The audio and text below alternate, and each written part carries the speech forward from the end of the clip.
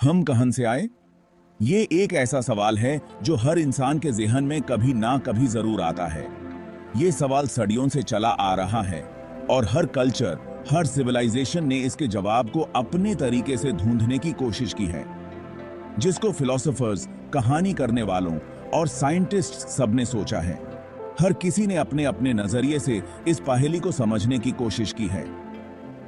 इंसान कैसे बना, यह एक बहुत बड़ा रहस्य है, एक पजल जिसको हम सुलझाने की कोशिश कर रहे हैं एक एक करके। ये एक ऐसा राज है जो हमें अपने अस्तित्व के मूल तक ले जाता है।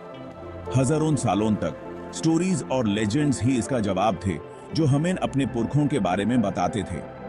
ये कहानियां हमें एक सेंस ऑफ बिलोंगिंग देती थी, इंटरेस्टिंग कहानियां जो एक जनरेशन से दूसरे जनरेशन तक चलती आई। ये कहानियां हमें एक जोड़ बनाए रखती थी, एक कंटिन्यूटी का एहसास दिलाती थी। लेकिन साइंस के आने से, स्पेशली एवोल्यूशन की स्टडी से, एक क्लियर और ज्यादा लॉजिकल समझ बनने लगी।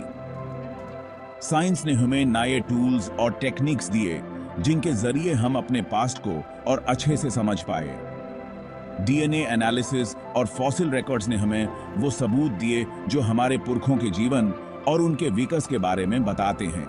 ये एक नई कहानी है जो पुरानी कहानियों से भी ज्यादा रोमांचक है।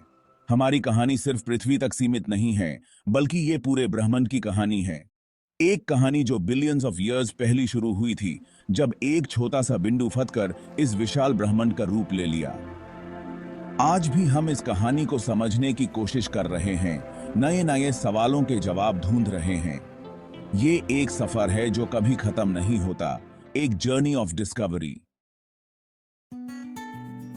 साइंस की कहानी हमें लाखों साल पहले ले जाती है अफ्रीका में, जहां से इंसानियत का सफर शुरू हुआ। ये वही जगह है जहां पहली बार हमारे पूर्वजों ने अपने कदम रखे थे, जिसको अक्सर क्रेडल ऑफ ह्यूमन काइंड कहा जाता है। ये जगह इतनी महत्वपूर्ण है क्योंकि यहीं से हमें अपने अस्तित्व के प्रारंभ का पता चलता है। यहाँ बड़े बड़े सवन्नस और घने जंगल्स में हमारे पूर्वज पैदा हुए और अपने जीवन कैसे जीते थे इसका पता चलता है। ये लोग शिकार करते, फल और जड़ी बूटियां इकट्ठा करते और अपने परिवारों के साथ रहते थे। एक दम से नहीं, बल्कि धीरे धीरे एवोल्यूशन के प्रोसेस से। ये एक लंबा और कठिन सफर था, जहां हर कदम पर नए चैलेंजेस और अपॉर्चुनिटीज थी। ये एक सीधी लाइन नहीं थी, बल्कि एक ब्रांचिंग ट्री की तरह था, जहां कई अलग अलग दिशाओं में हमारे पूर्वजों ने अपना विकास किया। हर ब्रांच एक नई कहानी बताती है, जहां अलग अलग होमिनिड स्पीशीज आए, अडेप्ट हुए और अपने आसपास के एनवायरनमेंट के साथ तालमेल बिठाकर जीवित रहे। ये एडेप्टेबिलिटी ही उनकी सबसे बड़ी ताकत थी, और कभी कभी खत्म भी हो गए, लेकिन उनकी कहानी हमेशा के लिए हमारे डीएनए में लिखी हुई है, जो हमें उनके बारे में बताती रहेगी।